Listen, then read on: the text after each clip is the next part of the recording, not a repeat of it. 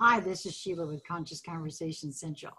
And it's still Saturday, July 14th, 2018. We haven't done 3 in a row in a while, ladies. Right. And the title is? And the title is, yeah, she thinks I'm not gonna, but I'm gonna. The title to this one is Fear Not, From Breast to Brains. Did I say that right? Yeah. Well, and now everybody's going, what? What the hell are we talking about this time, Sheila? Well, I have to tell the story now.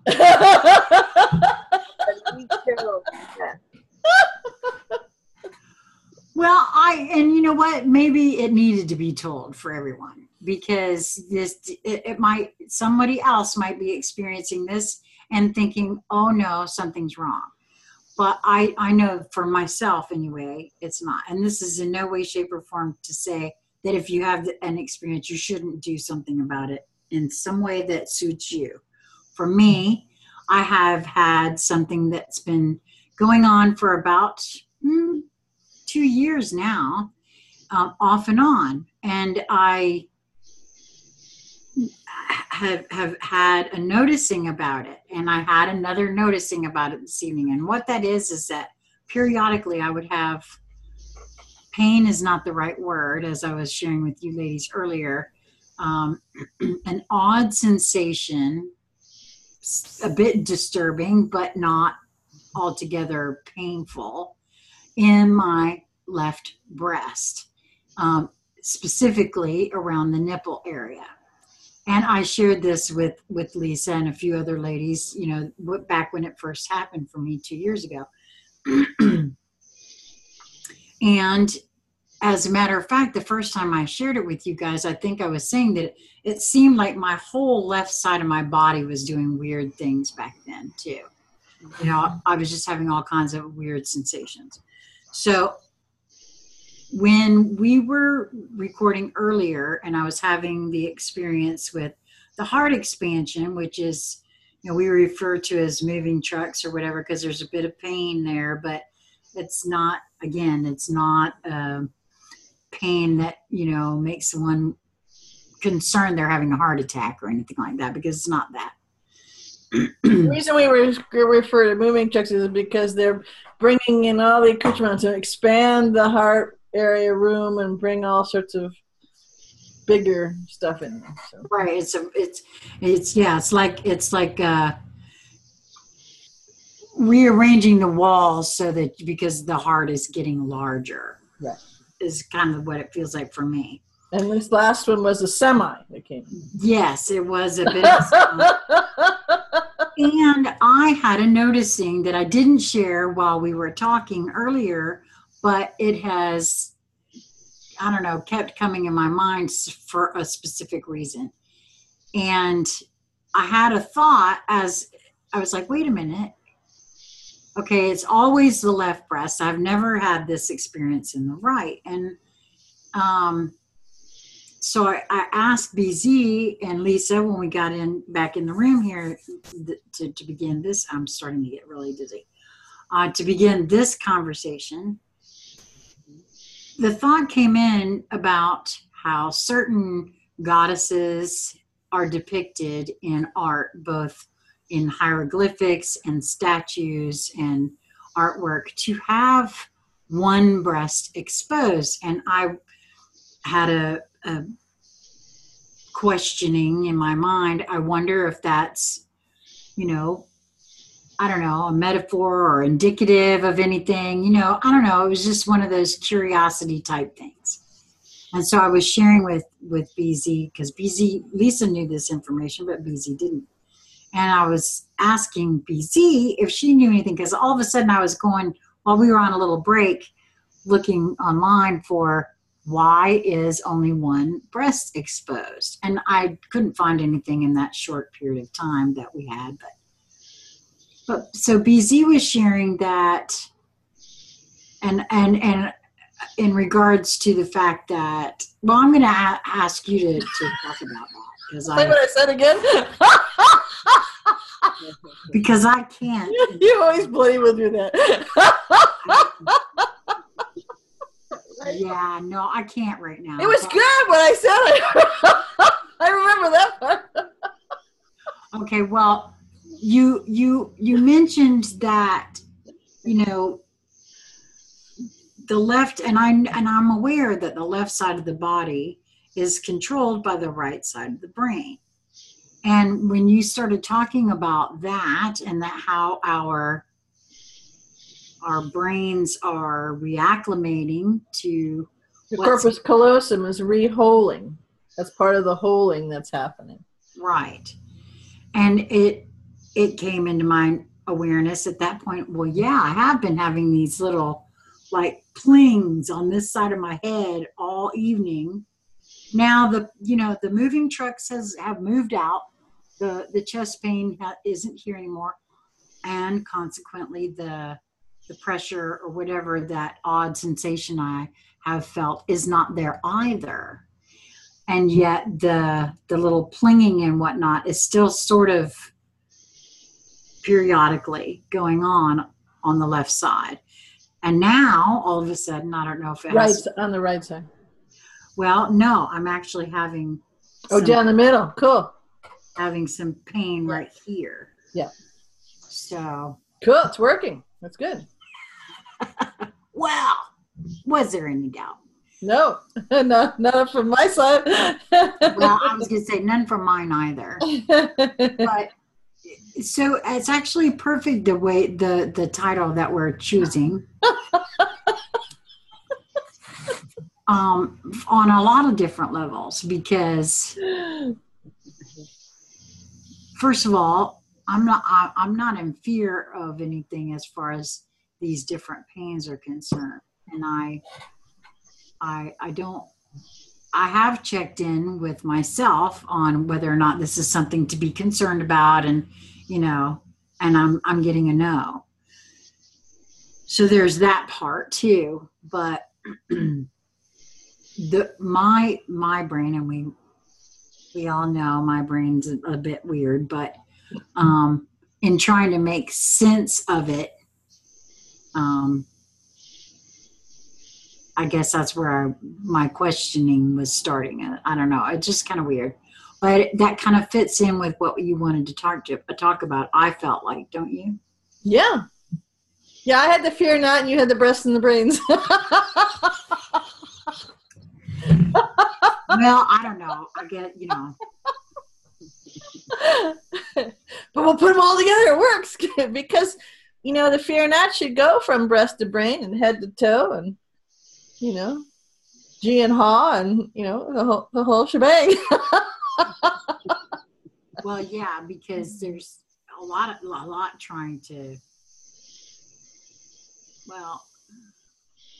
different portions of our programming, I think, trying to make us go into fear. Yeah, we mentioned with each other before we got back on camera is that the shielding of the programming is just going haywire, because so far the shielding really has sucked.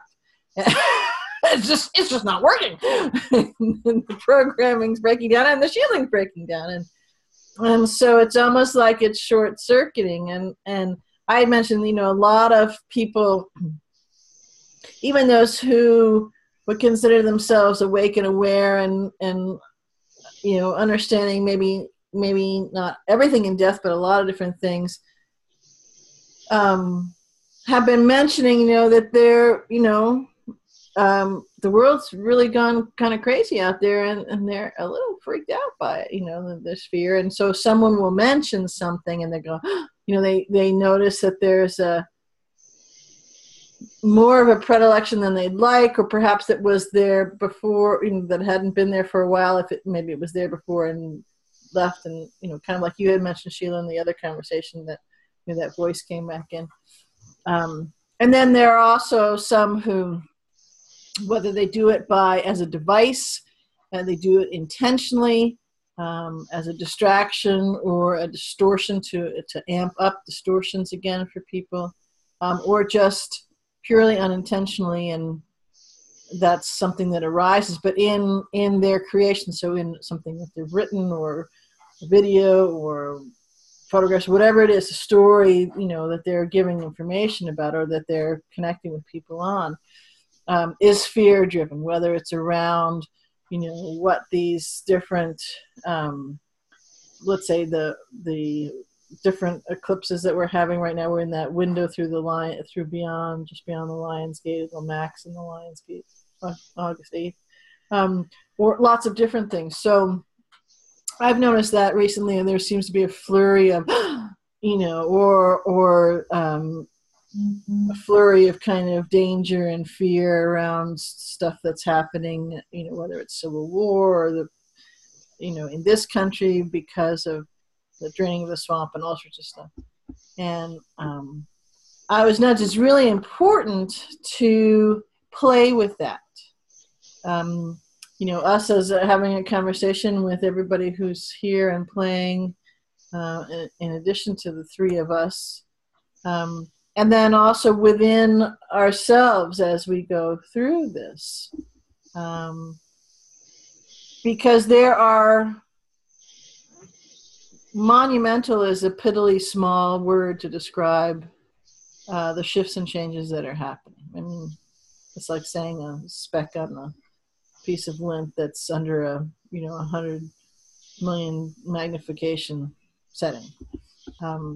So they're cosmic, they're cascadingly toroidal mega multiverses size in what's occurring. And one thing that you can absolutely, to use I laughingly say this, a linear euphemism is to take to the bank, is that if you're having thoughts of fear, if you're reading something that's occurring as fear, then that's your heart closing and you're slipping back into unconsciousness, and you're allowing consciously for a moment not only that programming but that shielding to reassert itself, because all of this is wondrous. And you could, I think that characterizing it with words, linear words like a little bit challenging or a little bit uncomfortable or startling or, differences than what heretofore you had been experiencing, those are probably apt. But none of it really, and when none of it really is something that is of fear, and when you feel that or notice that or encounter someone who may be espousing that, or just that's their kind of take on something, in other words, whether espousing meaning they're pushing it, or just that seems to be the conclusion that they've come to and not meaning to push it per se, that really truly is proof, evidence, matter of fact, point of fact, that your heart is closing and you're reverting back to your smallness. And hopefully it's just for a nanosecond. And the reason that I say that, and that you can take it to the bank and know it unequivocally, is that when your heart is open and you are standing in, the beauty, the just magnificence of who you are, who you truly are, and all that you encompass, that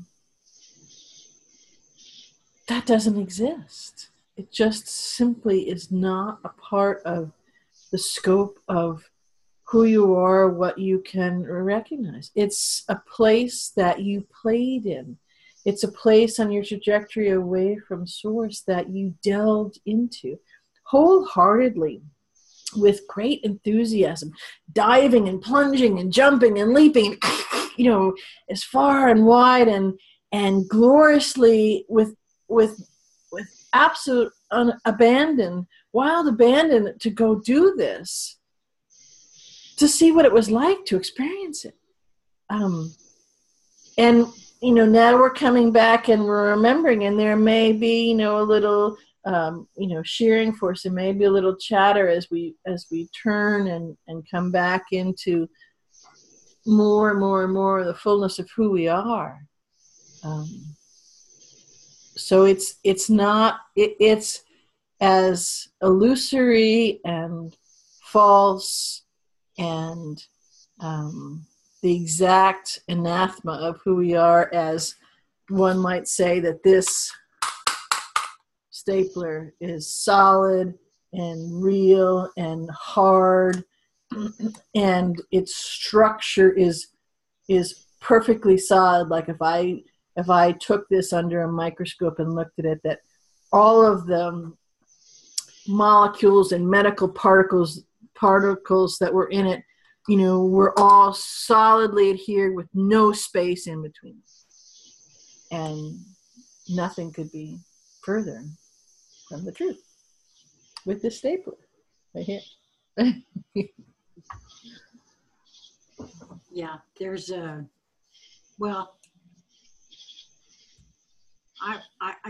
I have said these things to folks before in regards to everything being energy.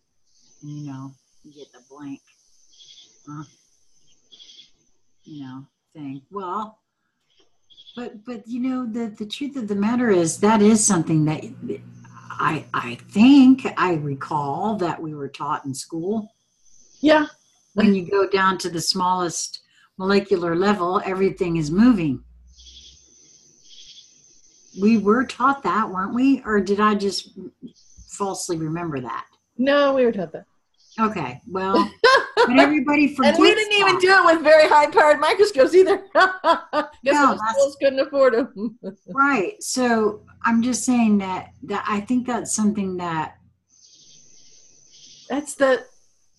Yeah, that shielding.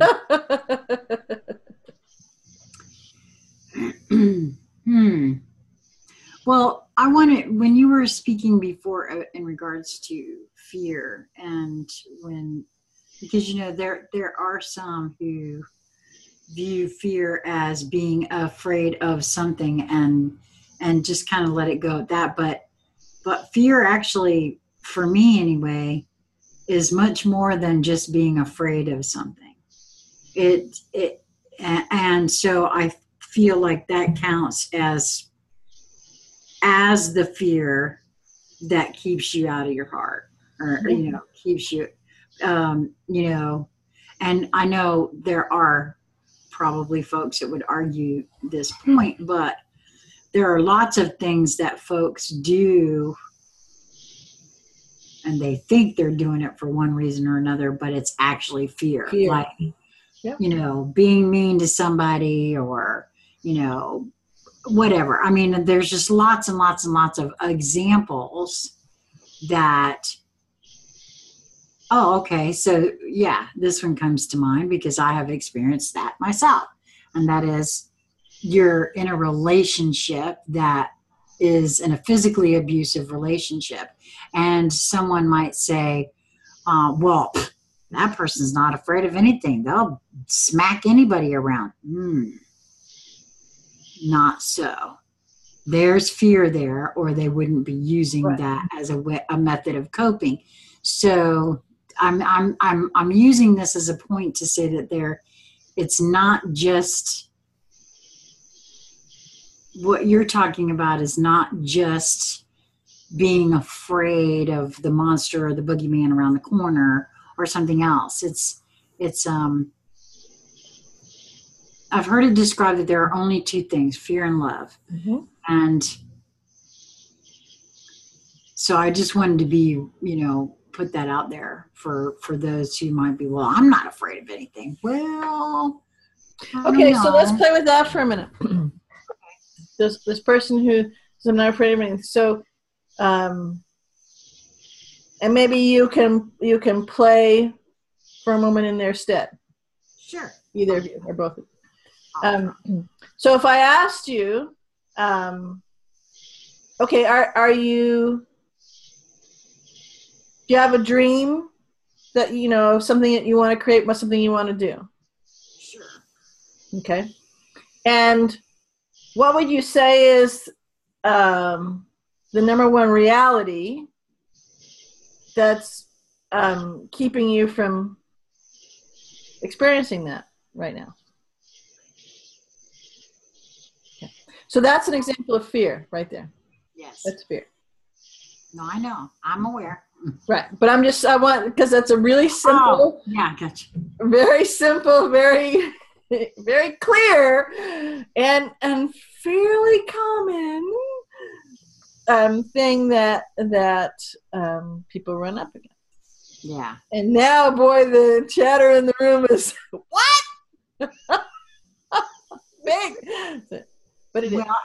And it's a tough one. That's a tough one for a lot, including myself, to really comprehend and let go of. Yeah. You know? Yeah, that's a big one. Right. That is a big one. But it's a good example to use. So one of the things I will say, yes, I have a direct experience of knowing that was a very big one, and until you go through it is the only way you can dematerialize or dissolve it. Speaking as someone who's been homeless a couple times, and a whole other long laundry list of, so yeah, I absolutely do understand. And I get it. Got it a couple times in case I wasn't paying attention to the. So, but it's not this particular one or any of these are good examples of you can't have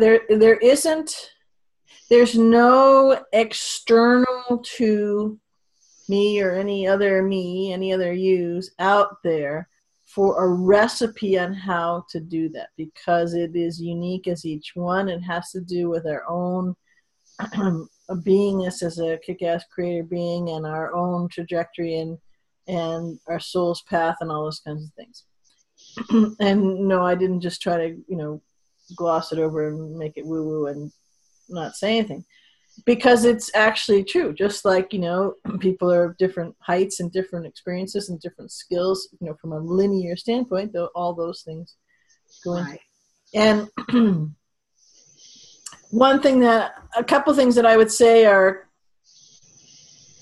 common threads in there, in that the choice, excuse me, the choice to move through it, to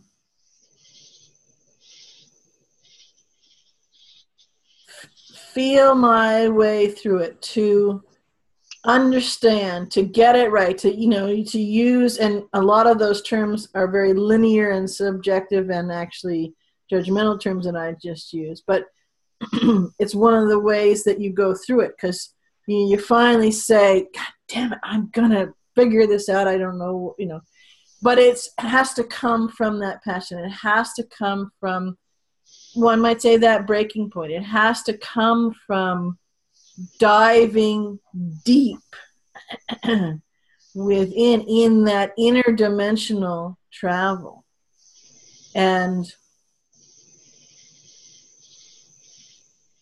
because that's, this would be a whole really long discussion just on this one. And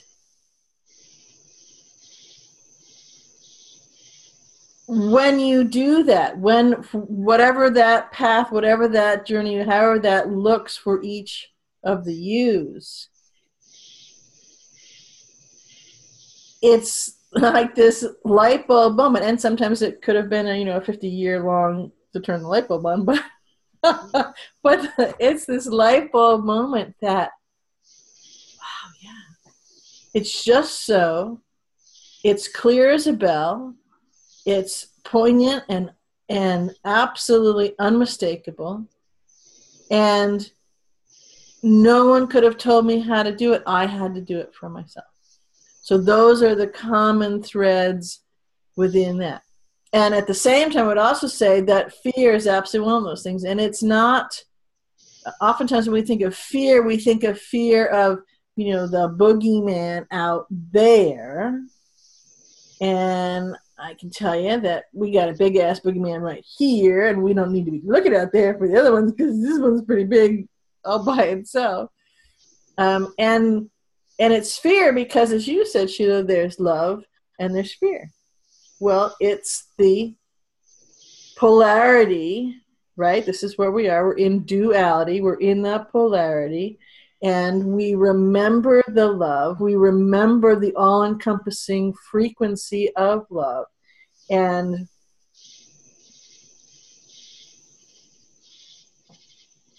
until you have a direct experience of knowing, until you feel it, until you're standing on the edge of forever, until you, however you would describe it, until you get there, it's like nothing you have ever experienced. And accept that, and this is something that's, okay, that's a funny way to say it, but that's absolutely true. Unless you've experienced the exquisiteness of that fear, because that energetically is the antithesis mirroring of the exquisiteness, just touching the exquisiteness of the frequency of love. And it's, it's an inside gem, and you feel to get there. And maybe with questions I can describe it a little bit more, but I can tell you with, real world, skin on the pavement, absolutely been there and gone, the other way or back, or however you would hold it from a linear perspective, and come through the other side. And I think I know that's one of the,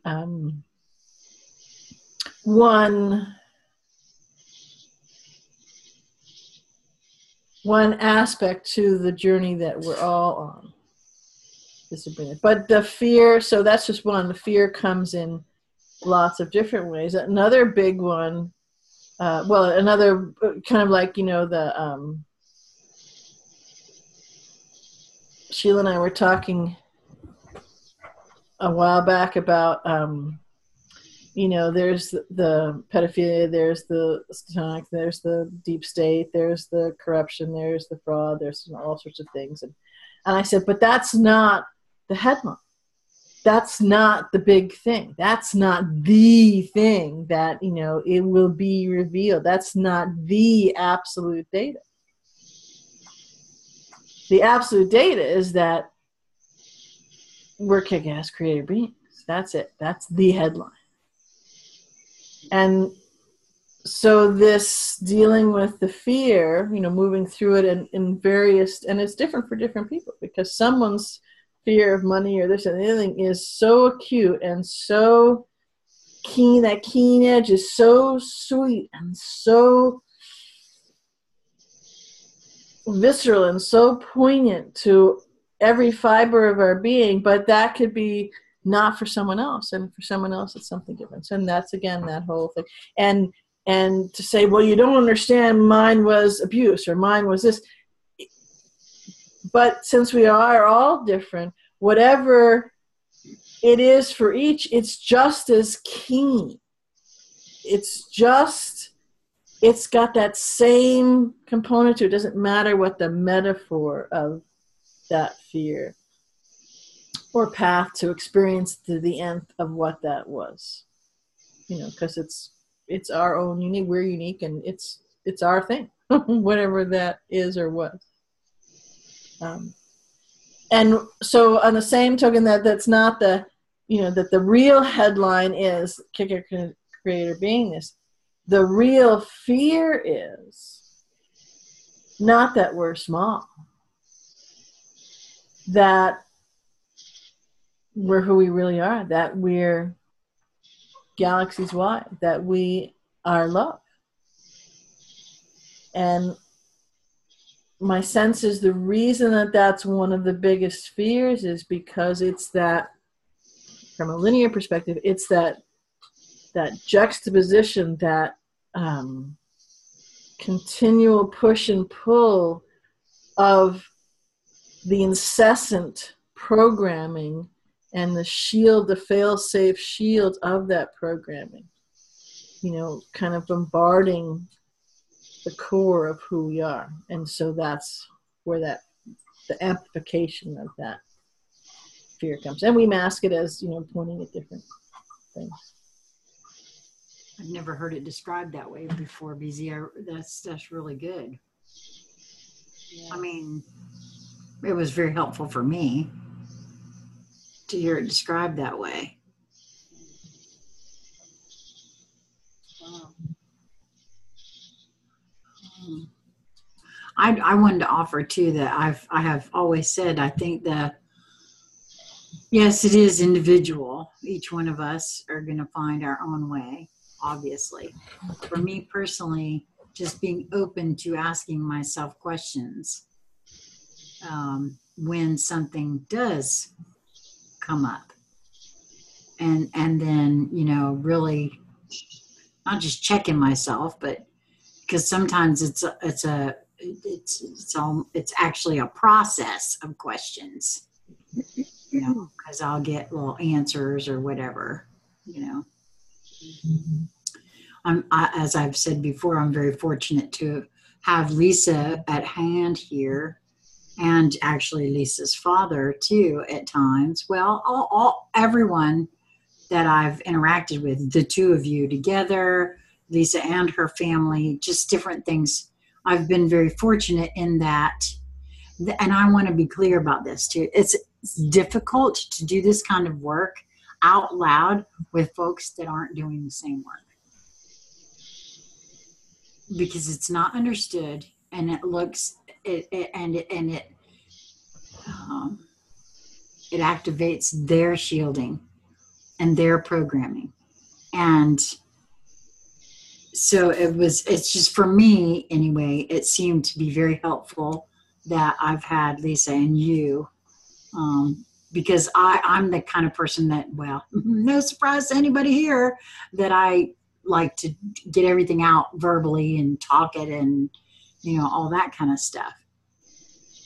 So I want to add a really important programming note here, that I agree with everything that you just said, and that's cool that you see it for you.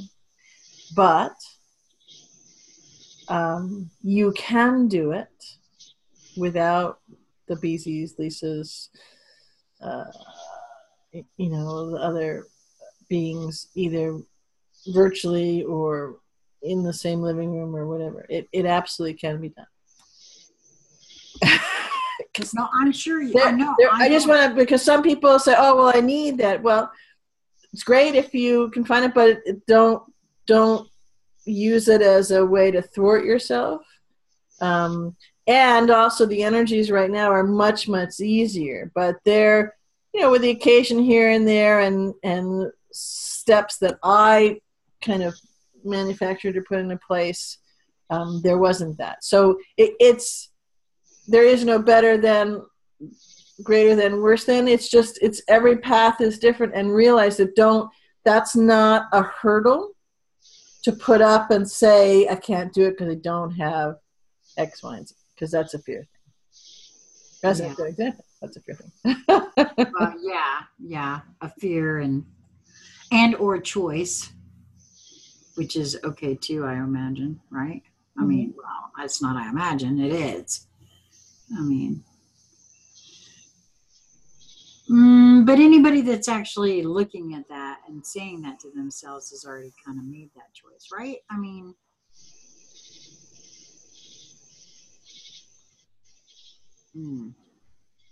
I don't know. That was just a thought that came in. I'm having a bit of corpus callosum. She's so, pardon me. Not the colostrum, the callosum. I know, I said it wrong again. She's on the breast thing again. Okay, now the next thing I'll be accused of having breast on the brain. I am there.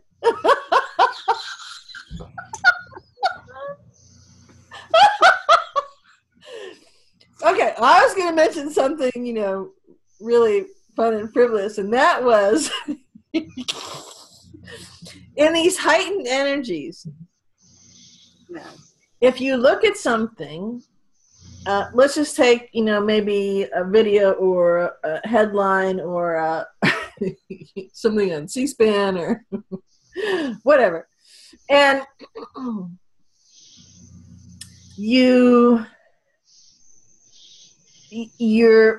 it's portraying fear, and you're picking up on the fear.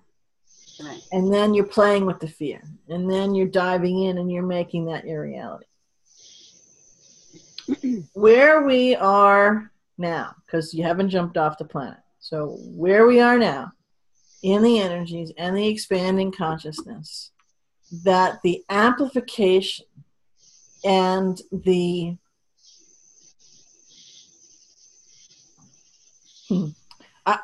enrichment, the zest that's being added to all of these experiences is really torqued up. It's, you know, so if you're looking at something and there's a fear,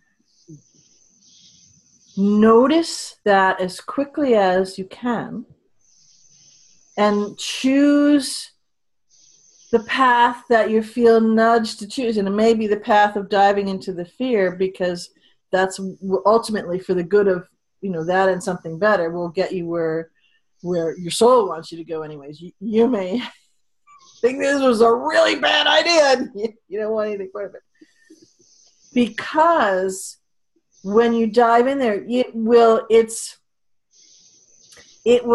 act as a big amplifier and magnifier and multiplier of that fear to express and expel, to pull it out of you, because it doesn't belong in there, because it's an anathema to who you are, because it's absolutely contrary to the truth of who you are and that energy that and consciousness that you are expanding to.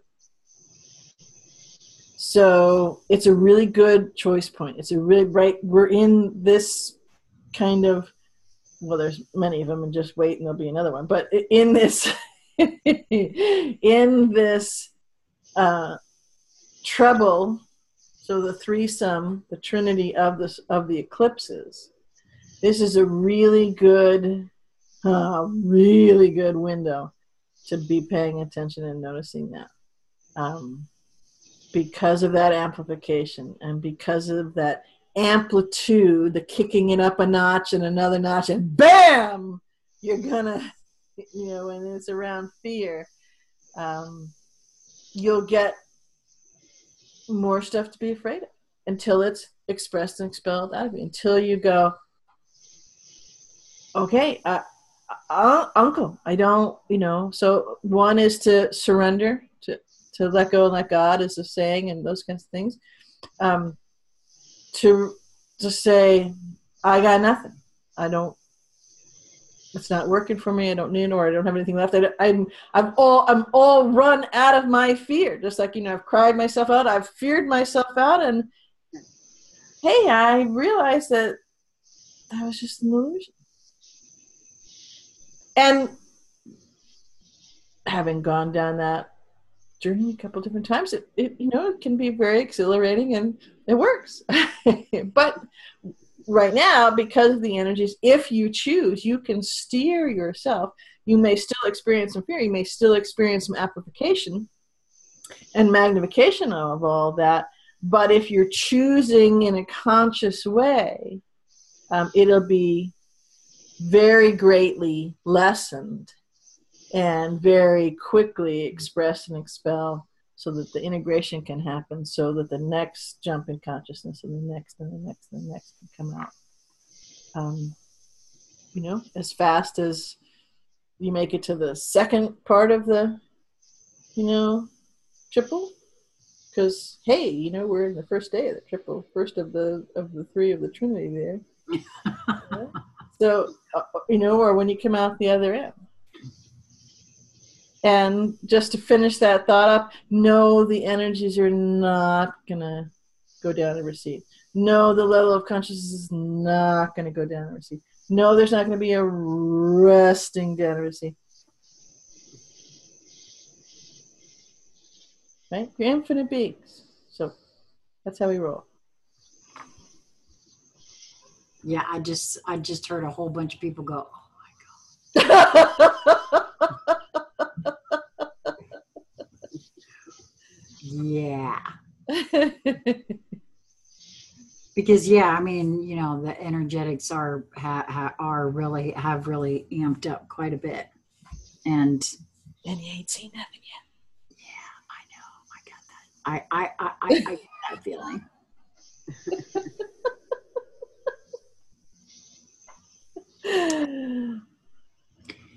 So, I mean, the thing that I would say is just question and then delve if you feel so led, right? I mean, that's what you said, BZ. Yep. Because maybe there's something in there that has to be expressed and expelled in that particular manner. Absolutely. I can tell you from firsthand experience on a couple different paths that I wouldn't change a thing. And the tarmac, to use a euphemism, churned from black to a very vibrant scarlety red from all of the treadwear. But I wouldn't change any of the experiences. Wouldn't give them up. You couldn't if you said, well, I'll give you something that's, I don't know, some really big, spectacular, cosmically delicious thing, I wouldn't trade it. So.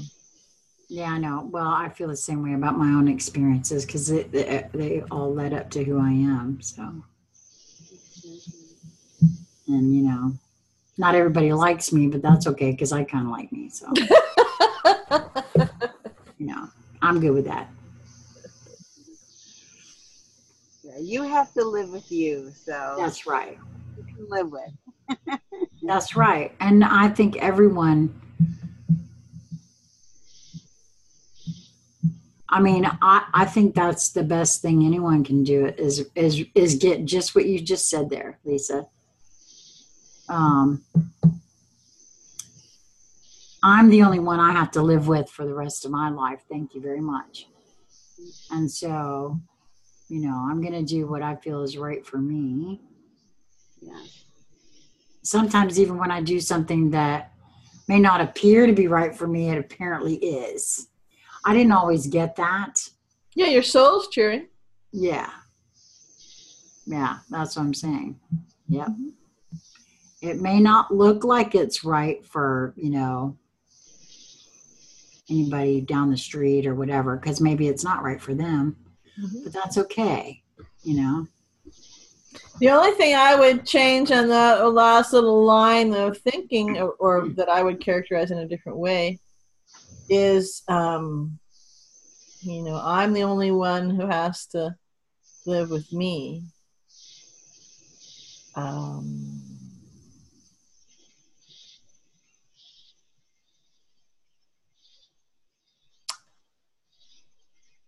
That's a tiny smidge of the actual view.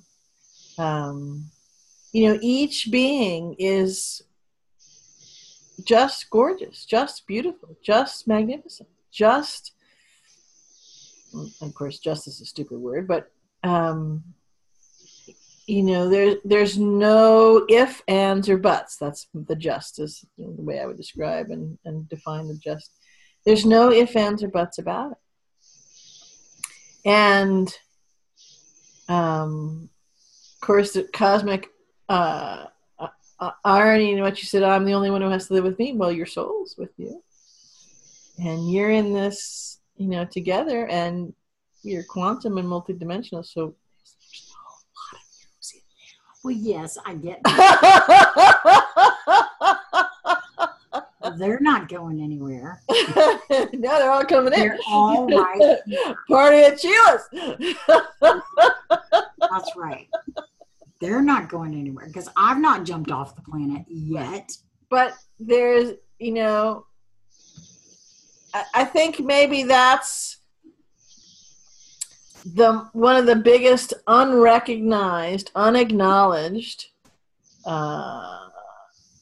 special access projects playing here in the fear department is that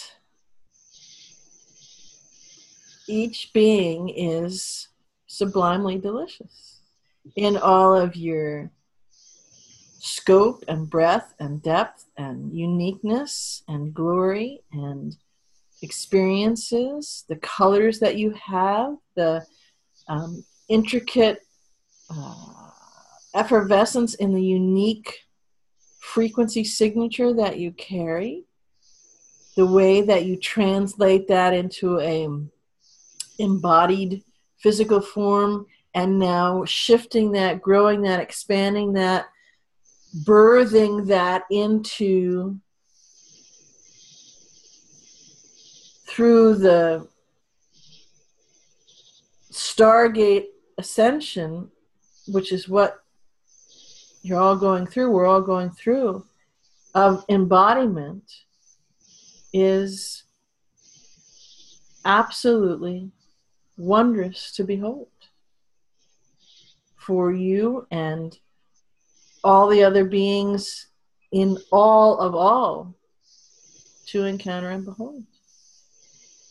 That's the cosmic irony. That, you know, that's kind of the thread of the fear, of the real nugget, the real encapsulation of that fear that, you know, we use other metaphors to describe. And it's that because so many have forgotten that. Mm. Mm-hmm.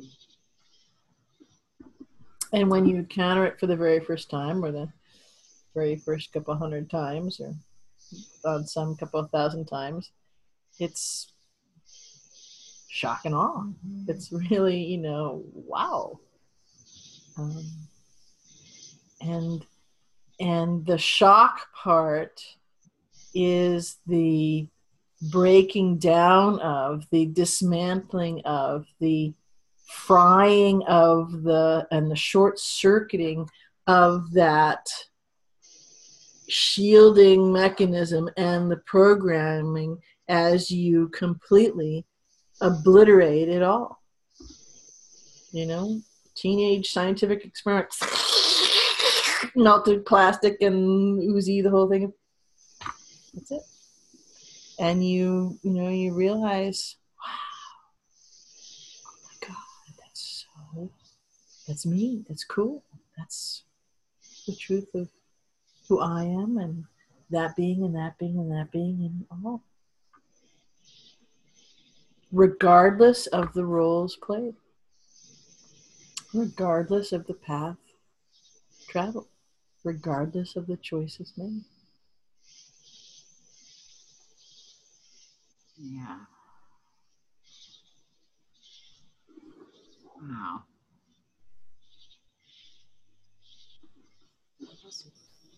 This is another good one. Well, I don't know why I bother trying to say that. They're all good. I get so much out of our conversations. Yeah.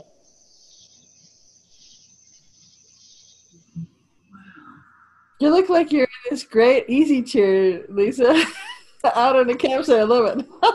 I'm in a hammock. I think I'm floating.